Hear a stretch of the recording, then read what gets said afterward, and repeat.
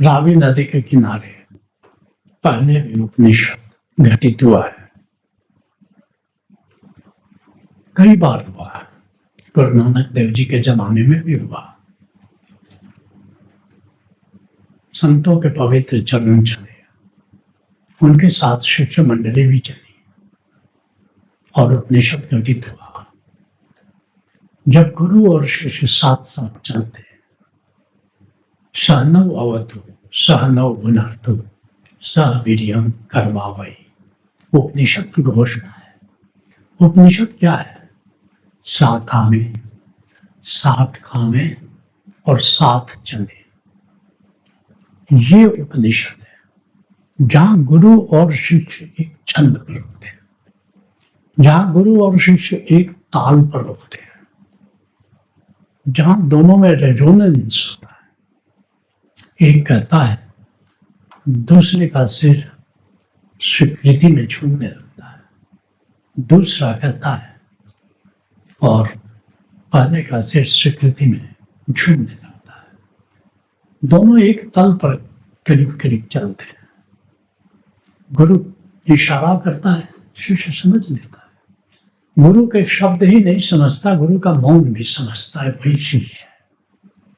और शिष्य कुछ इशारे में भी, कुछ आंखों से कहता है और गुरु समझ लेता है। बहुत समय बीत गया, उपनिषद घटना बंद हो गया। और सच कहो, कहने को लोग कहते हैं सतयुग में उपनिषद घटित होता था। मैं तुमसे कहना चाहता हूं कि जब उपनिषद घटित होता है तभी सतयुग है। अभी तुम तथाकथित कलयुग में नहीं जी रहे हो कि उपनिषद घटित हो रहा है। इन क्षणों में तुम काल को पार करके सतयुग में पहुंच गए हो। और आज से जो उपनिषद शुरू हुआ है, ये मानवता के इतिहास में कभी हुआ नहीं। इसका नाम है उमंग उपनिषद। उमंग के एक आयाम को आध्यात्मिक माना गया, लेकिन उमंग के कई आयाम हैं। स्वयं में उमंग एक मुख्य आयाम है। ओशो कहते हैं थ्रिल इज स्पिरिचुअल। उमंग आध्यात्मिक विषय है और इस उमंग के 5 आयाम हैं, जिसमें सिर्फ एक को आध्यात्मिक माना गया, 4 को आध्यात्मिक नहीं माना गया। उन 4 आयामों की चर्चा पहले कर लेता हूं। उमंग के कौन कौन से आयाम हैं जिनको आध्यात्मिक नहीं माना गया? पहला है उत्साह, जी। दूसरा है उल्लास, एंथुजियाज्म। तीसरा है विस्मय, चकित हो जाना, इसको भी आध्यात्मिक नहीं माना गया। और चौथा है उमंग, थ्रिल, इसको भी आध्यात्मिक नहीं माना गया।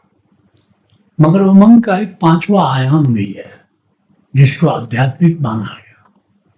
केवल आध्यात्मिक माना नहीं गया, बल्कि अध्यात्म में मुख्य रूप से माना गया। इस आयाम का नाम है ऊर्जा। 5 आयाम फिर से बता दो, सर्वाधिक महत्वपूर्ण है ऊर्जा। और ऊर्जा का संबंध नीचे के 3 चक्रों से।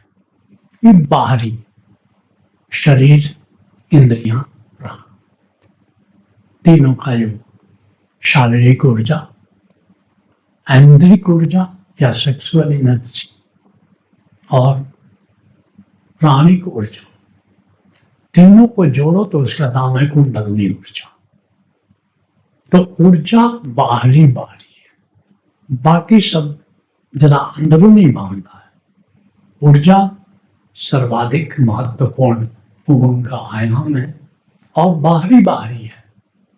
यह भी याद मैं कह रहा हूं, ये बाहरी है और इसी पर सर्वाधिक जोर दिया गोरखनाथ अपने गोरख वाणी में, जिस पर मैंने गोरख गीता लिखी, सर्वाधिक ऊर्जा की बात करते हैं।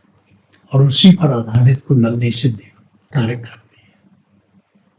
और बाकी मन के तल पर उत्साह, जी, और फिर हृदय के तल पर उल्लास, एंथुजियाज्म, और आज्ञा चक्र के तल पर विस्मय, बिल्कुल बुद्धि थम जाए, ऐसी कुछ भी बुद्धि काम नहीं करती। जहां उस स्टेज का नाम है विस्मय।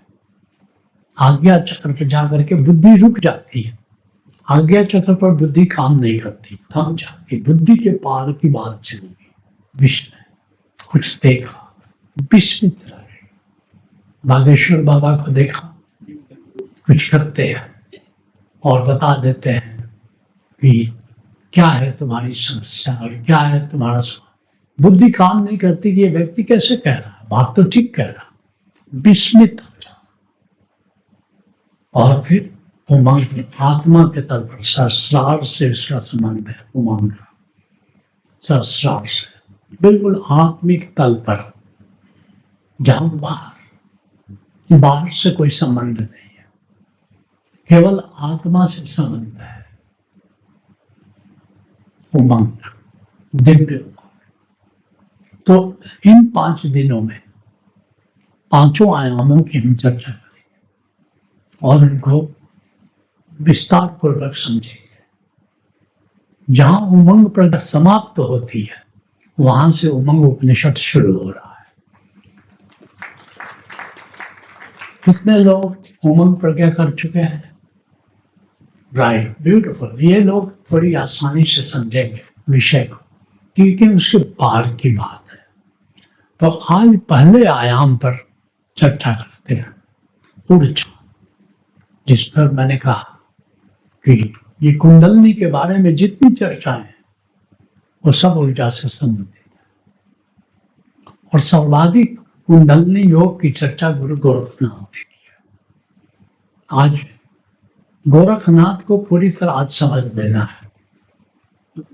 थोड़ा सा आगे बढ़ेंगे, उसकी कुछ भूमिका चाहिए गोरखनाथ को समझने के लिए।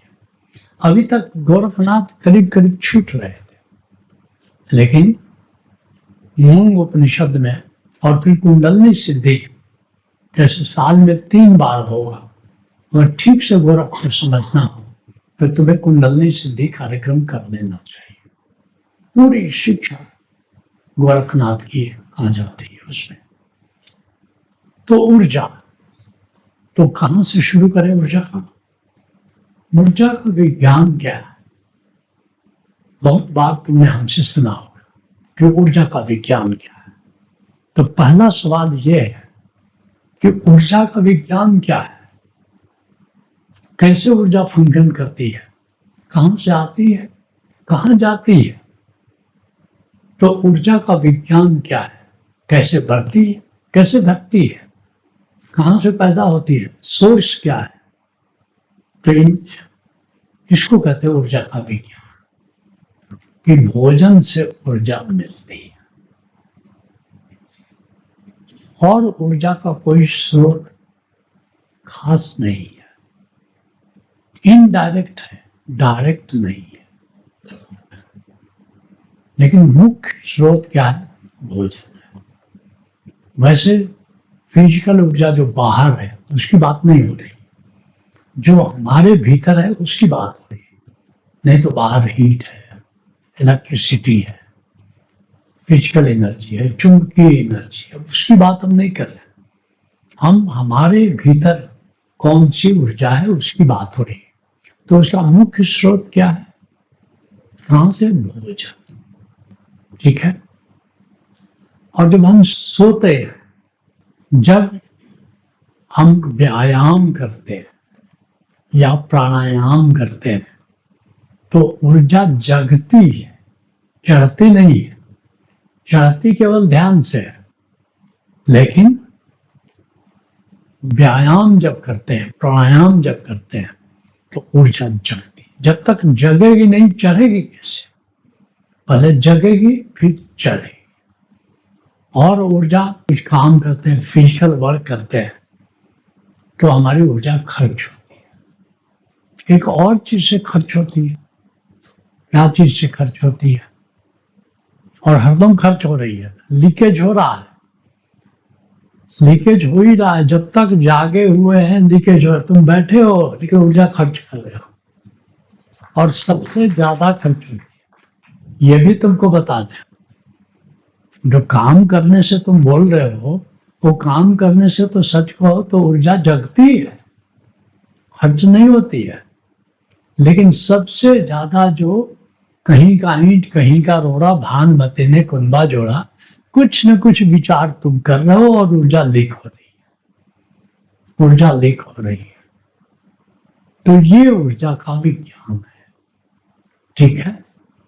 तो मुख्य रूप से कहाँ आध्यात्मिक हो जाता है? जहां ऊर्जा चलाने की बात, ऊर्जा को जगाने की बात है। ये है ऊर्जा का विज्ञान। ओशो की जितनी भी ध्यान विधियां हैं, सारी ध्यान विधियों में मुख्य रूप से ऊर्जा को जगाने का प्रयोग है। सक्रिय ध्यान, खूब जोड़ते हो अपने को, प्राणायाम करते हो, फिर अपना जबरीश करते हो, तो ये मुख्य रूप से जगाने का। उसी तरह से भ्रामरी प्राणायाम करते हो, ऊर्जा को फिर जगा रहे हो, ब्रह्मनाथ। कुंडलनी ध्यान हो तो ऊर्जा ही को सारा खेल ही है उसका, झकझोरते हो, अपने को कंपित करते हो, ऊर्जा को जगाते हो। ओशो की करीब करीब 100% जो ध्यान विधियां हैं, वो ऊर्जा को जगाने का मुख्य प्रयोग है। और ओशो के जितने भी सन्यासी हैं, सबसे ज्यादा अगर किसी चीज की बात करते हैं तो ऊर्जा की बात करते हैं। मैं वहां गया था, मेरा बहुत ऊर्जा जगी, वहां गया था, बड़ी ऊर्जा महसूस। तो ऊर्जा का ये विज्ञान है। अब असली बात है कि इस ऊर्जा को हम अपने भीतर कैसे जागृत करें और कैसे बढ़ाएं, कैसे जागृत करें और कैसे बढ़ाएं। छुपी है, लैटेंट, जिसको संतों ने कहा कुंडलनी मार करके, कुंडल मार करके सर्प बैठा हो जैसे, फिर जैसे जगता है तो फन उठा करके करता है। तो हमारी कुंडलनी फन कैसे उठाए? वो तो सोई हुई है, कुंडली मार करके बैठा है। और अधिकतर जो नाव है वो हाइबरनेशन में रहता है, नीचे जमीन में बैठा है, न सांस लेना है न कुछ। हाइबरनेशन, मेढक देखते हो, गर्मी का मौसम आता है तो मेढक क्या करता है, थोड़ी गहराई में 1-2 फीट की गहराई पर कीचड़ होता है, वो सूख रहा है, 1-2 फीट की गहराई पर उसमें वो जा सकता है क्योंकि वो तो कीचड़ है, बाद में कठोर हो जाएगा। तो पूरी गर्मी भर वो हाइबरनेशन में रहता है, वो जागता है। फिर जब पानी पड़ेगा, बरसात आएगी, तो उसके बाद फिर वो पानी आएगा, कीचड़ बनेगा, फिर वो जागता है।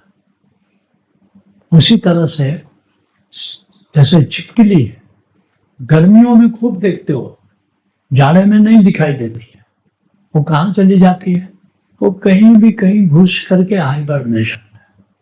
जब फिर गर्मी आएगी तो उसकी त्वचा में गर्मी महसूस होगी तो हाइबरनेशन से बाहर आ जाएगी। उसी तरह से मनुष्य परमानेंट हाइबरनेशन में बाकी सब जीव जंतु, मौसम, साइबेरिया का भालू है, जब ठंड पड़ती है तो ऊपर बर्फ पड़ गई, अब सांस तो ले नहीं सकता, अब साइबेरिया का भालू हाइबरनेशन में चला जाता है, जड़ समाधि में चला जाता है।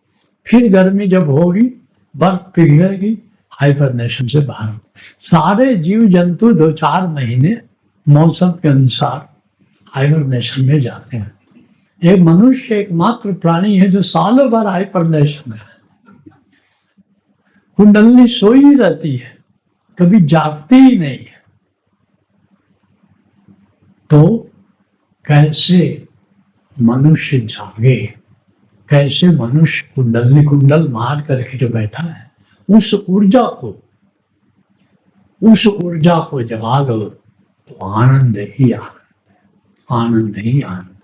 सोई हुई ऊर्जा दुख पैदा करती है और जागी हुई ऊर्जा आनंद पैदा करती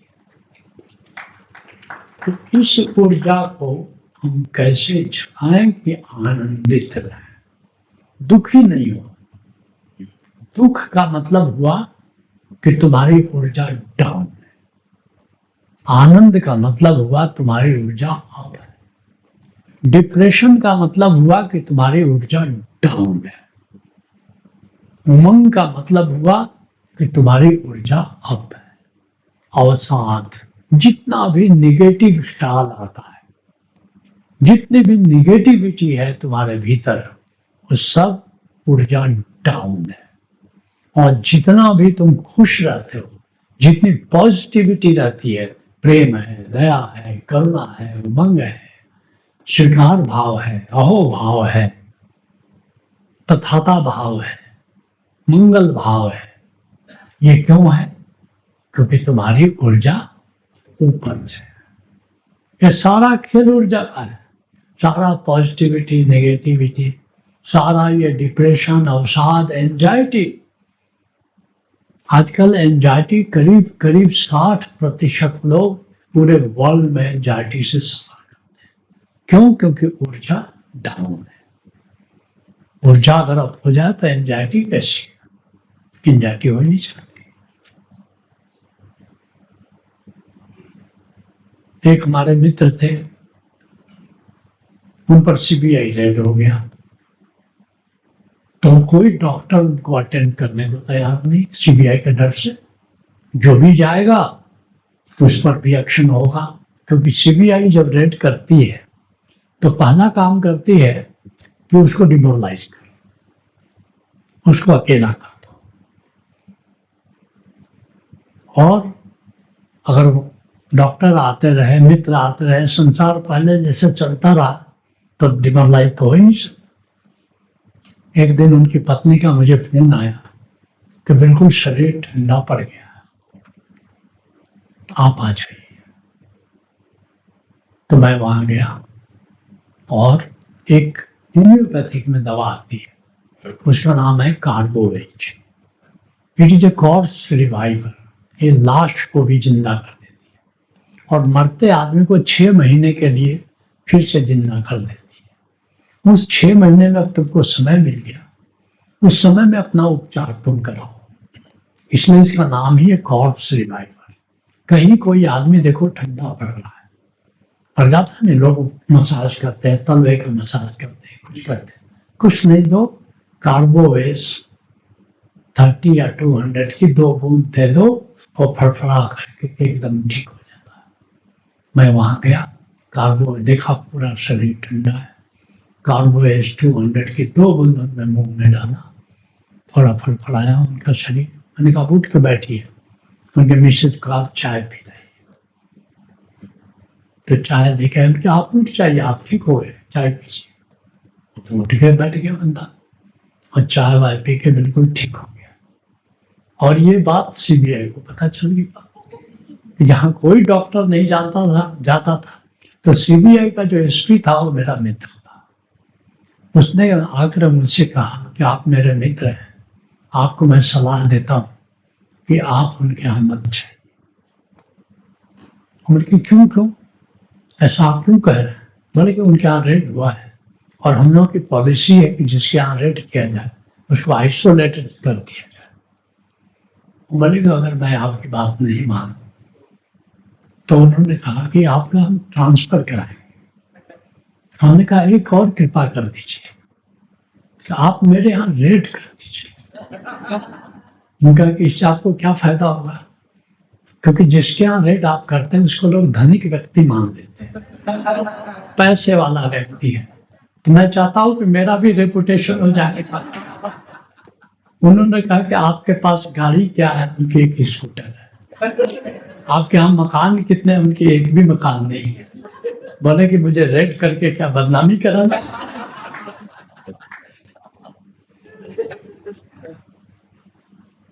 असली बात ये है, ऊर्जा का खेल, इसलिए सारे संतों ने कहा है कि ऊर्जा को जागृत रखो, और इसलिए सर्वाधिक बल उन्होंने ब्रह्मचर्य पर दिया है। गोरखनाथ का पूरा बल है ब्रह्मचर्य। क्यों? क्योंकि ऊर्जा का क्षरण संभोग में होता है, इसलिए सर्वाधिक बल दिया है। लेकिन ओशो कहते हैं कि बहुत से अन्य तरीके भी हैं जिससे तुम ऊर्जा को ऊर्ध्वगामी कर सकते हो, और ब्रह्मचर्य स्वयं घटित होने दो। ब्रह्मचर्य घटित होने के लिए जिद मत कर।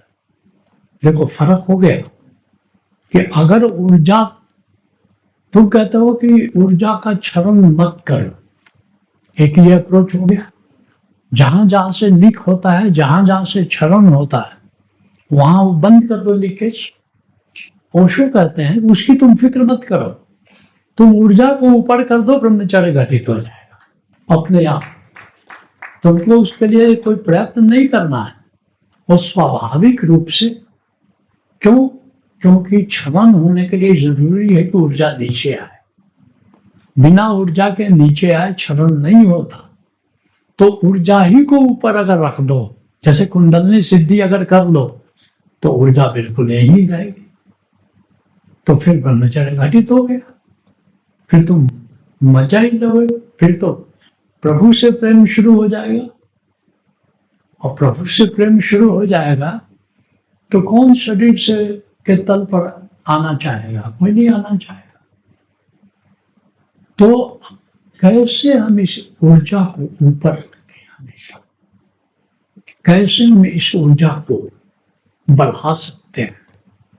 जितने भी ध्यान है, खास करके ओशो के ध्यान, ओशो धारा के ध्यान, गोल्डन मेडिटेशंस जितने भी हैं, सब ऊर्जा को ऊर्ध्वगामी करते हैं, ऊर्ध्वगामी करते हैं।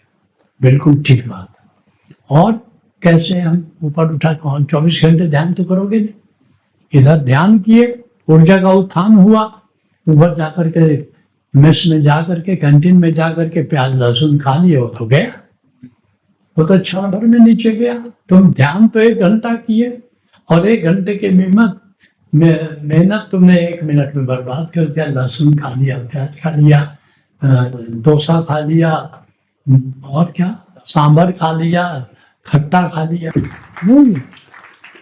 ओशो ने कहा है कि अगर दिन भर में 300 बार मूल बंध तुम कर लो तो ऊर्जा नीचे नहीं आएगी। मूल बंध 2 तरह से होता है। एक मूल बंध होता है कि तुमने सांस लिया, अंतर कुंभक किया, सांस रोका और मूल बंध किया।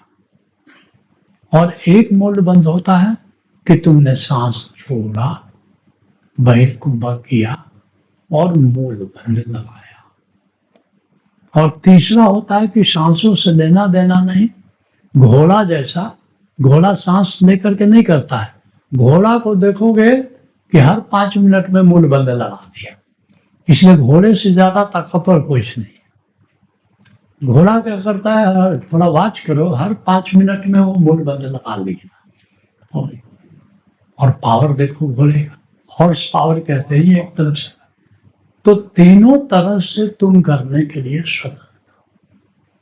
सांस ले करके मूल बंध लगाया, सांस छोड़ करके मूल बंध लगाया, या घोड़ा जैसा जब मन हुआ मूल बंध लगा दिया। लेकिन जो लोग सुमिरन करते हैं उनके लिए मेरा एडवाइस है कि सांस छोड़ने के बाद मूल बंध लगाओ, ताकि तुम भीतर आत्मा तक जा सको।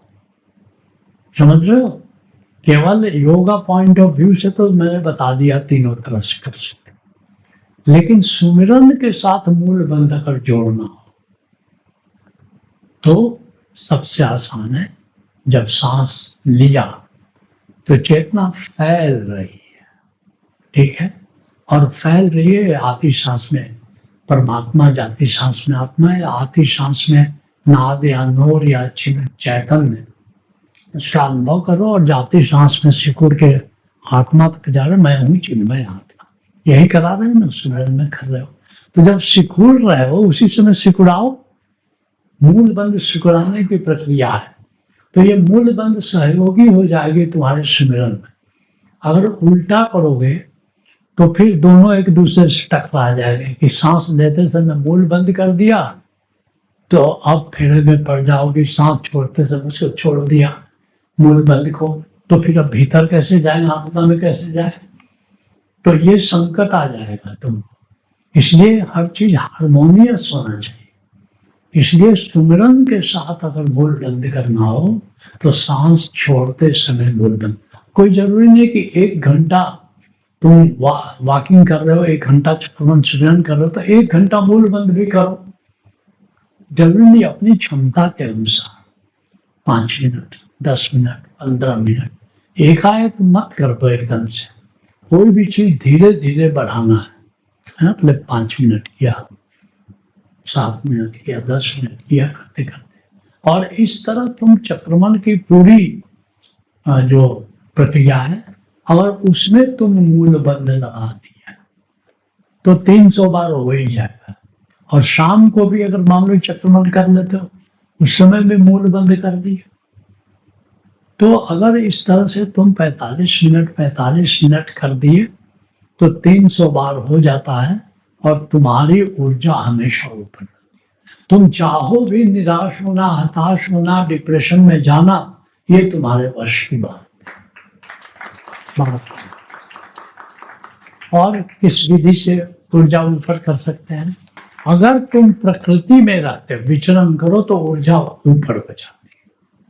प्रकृति के पास, पेड़ के पास बैठ जाओ। इसलिए जितने भी तपस्वी होते थे वो पेड़ के नीचे बैठते थे। चाहे बुद्ध हो, ओशो का कब ज्ञान हुआ? महर्षि के पेड़ के नीचे बैठे हुए थे। तो जितने, बुद्ध को कब ज्ञान हुआ? पीपल के पेड़ के नीचे बैठे थे।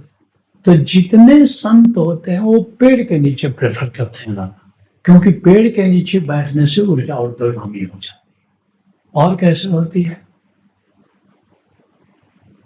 जल में 5 तत्व से ऊर्जा ऊर्ध्वगामी हो जाती है।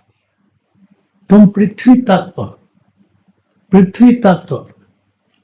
तत्व का पहाड़ देखो, पृथ्वी तत्व का विराट रूप दिखाई दे रहा। तुम अपना पैर जमीन से सटाए रहो, तुम तो चप्पल पहनते हो तो ऊर्जा नीचे रहती है। चप्पल पहनने का मतलब, जूता पहनने का मतलब ऊर्जा नीचे रखना। इसलिए जितने ऋषि महर्षि होते थे वो करीब करीब सब नंगे पैर रहते थे। और एक और फायदा होगा, जो पृथ्वी तत्व का कम से कम 1 घंटा रोज स्पर्श करेगा, 1 घंटा ना सही आधा घंटा भी करेगा, उसको कैंसर नहीं होगा। गांव में मैंने सुना ही नहीं किसी को कैंसर होता है। शहर में देखो कैंसर ही कैंसर। क्यों नहीं गांव वालों को कैंसर होता है? क्यों? क्योंकि वो जमीन में चलते। और अब पहले तो बड़ी बात था कि घर के अंदर जूता चप्पल मत ले जाओ, था या नहीं? क्योंकि घर में रहोगे तो पृथ्वी का स्पर्श बना रहेगा। और अगर आज लोगों को क्यों हो रहा है कि 6-6 महीने, 3-3 महीने पृथ्वी तत्व का स्पर्श ही नहीं करते, इसलिए झटका लगता है। कभी कभी देखते हो नल का झटका लग गया, इसका मतलब कि कैंसर की भूमिका निर्मित हो गई। तुम कट गए हो पृथ्वी तत्व से, तो पृथ्वी तत्व के समीप रहो, जल तत्व के समीप रहो। नदी पर, पुराने समय नदी के किनारे रहो, जल को देखने मात्र से ऊर्जा जग जाती। देवराहा बाबा तो नदी में मचान बना करके रहते थे। मैंने तो इस पर बहुत प्रयोग किया, 3 महीने लगातार ऊर्जा का प्रयोग किया। जल में नाव पर बैठ के रात में क्या ऊर्जा, तो ऐसे ही ध्यान लग जाएगा। अगर जल तत्व उसमें झील में या अपना पोखर में बैठ करके अगर रहो रात भर, तो ऐसे ही ऊर्जा होती। तो पृथ्वी तत्व, अग्नि तत्व, धूनी जलाते थे, अब तो धूनी का रिवाज ही खत्म हो गया। लेकिन मैं जाड़े भर 4 महीना धूनी जलाता हूँ, उठा और धूनी के पास बैठता हूँ, धूनी के पास, अग्नि के पास। तो उसी तरह से शुद्ध वायु। आज सवेरे ही मीराबाई ने मुझसे कहा कि मेरा संसर्ग नहीं चल रहा है। कुंडलनी सुना है मुझसे कि संसर्गता में कुंडलनी ऊपर जागती है। मेरी तो एक ही सांस चल रही है, क्योंकि 5 मिनट बाहर बैठ जाओ, दोनों सांस चले। 5 मिनट बाहर गई, आगे तो हाँ मेरा तो दोनों चल रहा है, 5 मिनट भी नहीं लगा तो दोनों चल रहा है। तो शुद्ध वायु में रहो ज्यादा से ज्यादा। शुद्ध वायु में रहने से अपने आप ही कुंडलनी जगनी शुरू हो जाती है। और फिर आकाश की विराटता जितनी देर देखोगे उतनी देर तुम्हारी ऊर्जा चली रहेगी। नीले आसमान को देखो, सूरज को देखो, चांद को देखो, पंछियों को उड़ते हुए देखो, आसमान में बदलते हुए रंगों को देखो। जितनी देर तुम नीले आकाश को देखने से तो तुरंत ऊर्जा ऊर्ध्वगामी हो जाती है। ठीक। और क्या चीज से ऊर्जा बढ़ती है? सबसे बढ़िया प्राण ऊर्जा, प्राण मुद्रा। प्राण मुद्रा में रहो, तुरंत शूटअप करती है, शूटअप कर जाती है प्राण मुद्रा। जैसे कनेक्शन जुड़ता है ना मोबाइल का, तो बैटरी तुरंत शूटअप करती है। तो ये कनेक्शन है प्राण, ये तुरंत ऊर्जा को ऊर्ध्वगामी शुरू कर देती है। ठीक है। उसके बाद खुशबू, फूलों की खुशबू या इत्र की भी खुशबू अगर टॉलरेट कर पाते हो तो खुशबू से। उसका उल्टा दुर्गंध में अगर जाओगे, बाजार में जाओगे, भीड़ में जाओगे, पसीना लोगों का बह रहा है, वहां क्या होगा? ऊर्जा नीचे हो जाए। प्याज खाओगे, लहसुन खाओगे, सांभर खाओगे, ऊर्जा कहाँ गई? नीचे गई। किसी से झगड़ा कर लिया, काम, क्रोध, लोभ, मोह, ईर्ष्या, द्वेष, ऊर्जा तुरंत नीचे चली जाएगी। प्रेम में रहो, मंगल भाव में रहो, पॉजिटिव भाव में रहो, स्वीकार भाव में रहो, ऊर्जा ऊर्ध्वगामी हो जाती है। मूल बंध ऊर्जा को ऊर्ध्वगामी कर देता है। और सबसे बढ़िया बात जो कि गोरखनाथ कहते हैं, जिसका डिटेल प्रयोग कुंडलनी सिद्धि में हो रहा है कि भाव से दोनों नाक से सांस लो। भाव से, मैं नहीं कर रहा हूं प्राणायाम करो, तुम भाव करोगे दोनों नथनों से सांस आ रही है। और ध्यान कहां पर? बिंदु पर। बिंदु पर नहीं भी बिंदु पर ध्यान करो तब भी ऊर्जा चढ़ जाएगी कि दोनों नाक से सांस लेना। या और जोड़ दो उसमें कि बिंदु, या केवल बिंदु का पर ख्याल करो।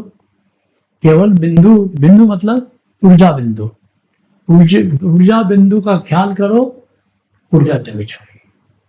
जितनी देर ख्याल करोगे, थोड़ा हाथ यहाँ रख दो, थोड़ा मालूम पड़ने लगेगा तो हाथ रखो जरा, और 5 मिनट भी यहाँ पर तुमने हाथ रखा, या सबसे बढ़िया है पगड़ी पहन लो, सरदार बन जाओ।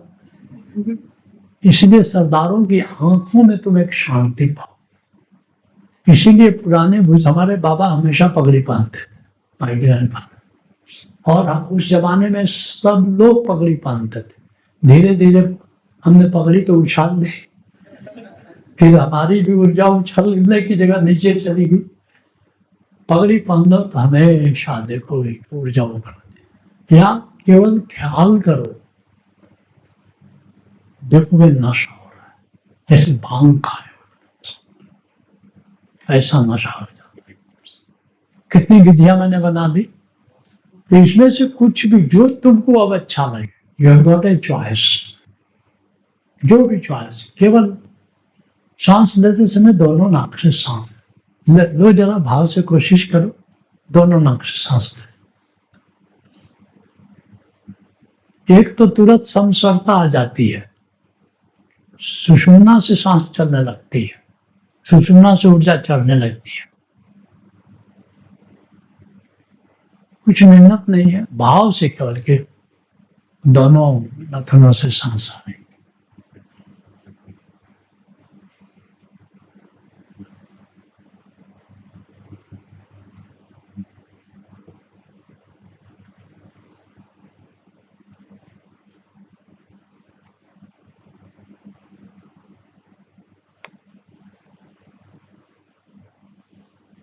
कितने लोग महसूस करें कि सचमुच दोनों नाक से चलने लगे?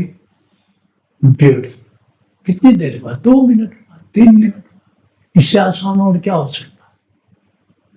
और जिनकी कुंडलनी जग जाती है वो उतर जाती है। लेकिन अगर इस विधि गोरखनाथ की मुख्य विधि है, अगर इसको करोगे तो कुंडलनी जागरण एक बात होने के बाद उतरता ही नहीं है, तुम ऊर्ध्व रेता योगी हो जाते हो। हमेशा कुंडलनी जगी हुई। ठीक है कि जब आपकी ऊर्जा सहस्रार पर रहेगी तो बैंगनी रंग आंख बंद करने पर दिखाई देगा, वायलेट। जब ऊर्जा आज्ञा चक्र पर रहेगी तो इंडिगो जामुनी रंग दिखाई देगा। जब आपको विशुद्ध चक्र पर ऊर्जा रहेगी तो आसमानी रंग में नीला आसमानी रंग दिखाई देगा। जब अनाहत चक्र पर ऊर्जा रहेगी तो आंख बंद करने पर हरा रंग दिखाई देगा। जब आपको मणिपुर पर रहेगी तो सुनाला, ऐसे रात को नींद टूटे तो आप देखिए कौन सा रंग, तो सुनाला रंग दिखाई देता है, बड़ा ब्यूटीफुल गोल्डन कलर एकदम दिखाई देता है, क्योंकि सोते समय ऊर्जा यहाँ आती है।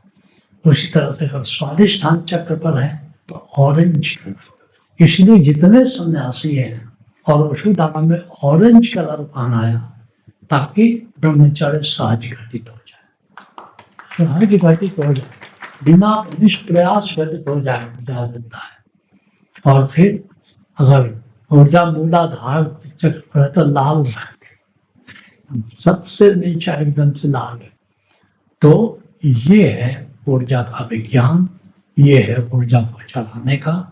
और सभी संत इस पर जोर देते हैं, अगर तुमको साधक रहना है, साधक की पहचान है कि उसकी ऊर्जा सहस्रार पर है।